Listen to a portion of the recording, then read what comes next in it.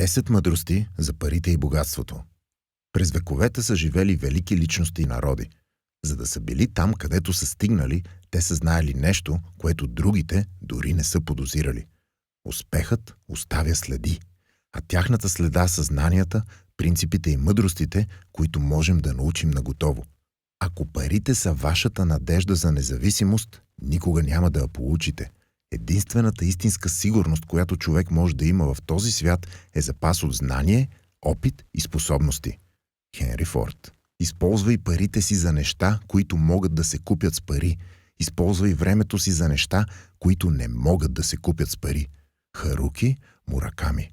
В книгата 1000 плюс принципи и мъдрости, с които да промениш живота си, ще ти покажем доказани принципи и методи, които работят от поколения за успешните хора. Най-голямото богатство в човечеството не са парите, съкровищата и дворците.